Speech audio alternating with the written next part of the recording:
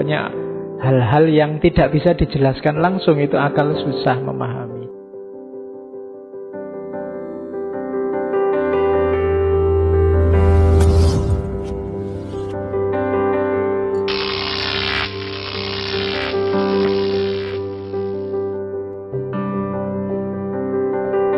Kritiknya Bergson, yang pertama, akal itu bukan satu-satunya kemampuan manusia untuk mengenali realitas. Kita itu alatnya banyak, tidak cuma akal, tidak cuma panca indera. Hanya saja pengaruh sains yang positivistik terus kita anggap pengetahuan yang mumpuni, pengetahuan yang valid itu adanya hanya di akal sama panca indera, yang empiris sama rasional. Padahal masih banyak alat-alat kita yang lain. Kita masih punya nurani, kita masih punya naluri, kita masih punya imajinasi. Jadi kita punya banyak alat, cuma selama ini tidak banyak kita elaborasi, padahal mungkin penting. Ya contohnya misalnya hubungan sesama manusia itu mungkin pasnya pakai nurani. Kalau hanya pakai akal rasanya jadi kering.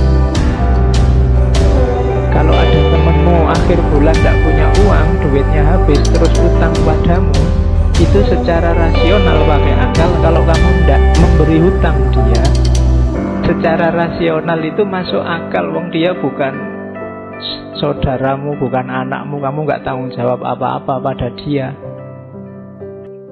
Tapi kalau pakai nurani mungkin bunyinya beda.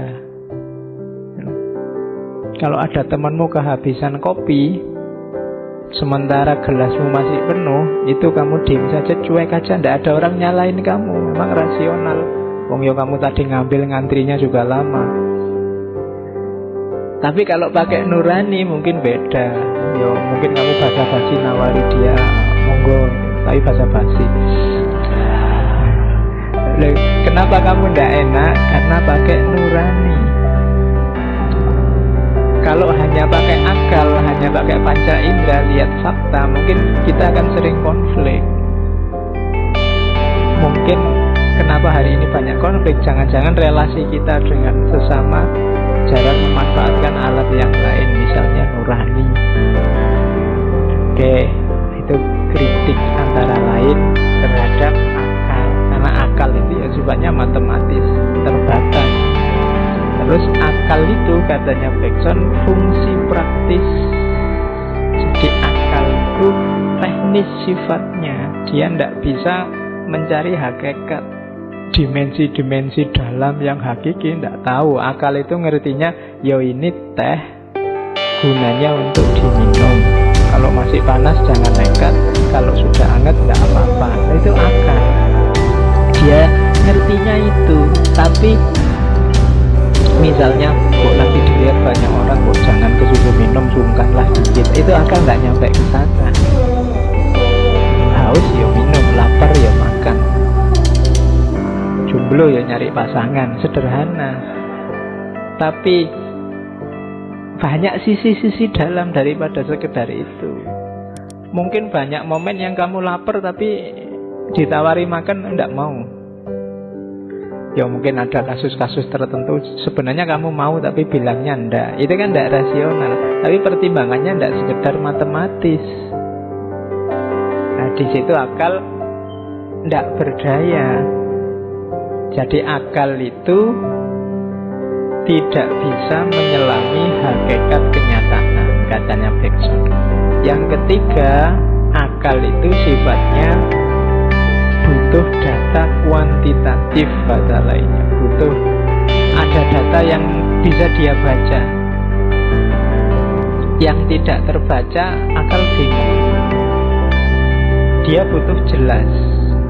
Padahal interaksi kita kan banyak sehari. Kadang tidak jelas, faktanya tidak begitu, membuktikannya itu tapi isinya bukan itu. Itu kan banyak yang begitu. Ada temenmu dehem misalnya, loh itu kalau dibaca pakai akal ya bunyinya dehem. Tapi kan kamu butuh kecerdasan lebih untuk membaca maksudnya dehem itu apa. Kalau hanya pakai akal mungkin kamu mendefinisikan, oh mungkin tenggorokannya gatal, kan itu. Tapi dehem itu maknanya bisa banyak. Yang itu tidak bisa kalau nggak diselami. Nah itu, di level-level itu akal banyak tidak berdaya. Akal hanya nyampe pada hal-hal material, katanya Bergson. Dimensi psikis saja akal tidak berdaya. Jadi dimensimu, batinmu itu akal tidak berdaya. Jadi pertama-tama Bergson mengkritik akal itu terbatas, akal itu tidak berdaya dalam banyak hal. Yo akal penting tapi dia terbatas hanya untuk hal-hal yang sifatnya materi. Untuk yang non-materi akal susah menjelaskan. Makanya kalau dalam tasawuf itu kan banyak pakai simbol-simbol, pakai isyarat-isyarat. Pokoknya hal-hal yang tidak bisa dijelaskan langsung itu akal susah memahami. Cinta, benci.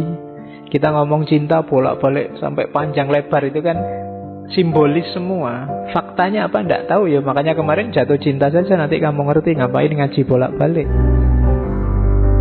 Dibandingkan kamu ngaji bersesi-sesi, mungkin jatuh cinta kamu langsung paham apa itu cinta. Mungkin di kepalamu banyak teori tentang cinta, tapi ketika kamu tidak jatuh cinta, akalmu bisa menjelaskan tapi kamu tidak paham hakikatnya cinta itu apa. Nah itu diungkapkan oleh Bergson. Kalimat semacam ini hari ini biasa, sudah sangat banyak orang yang tahu kalau akal itu terbatas. Jadi yang pertama-tama kritik pada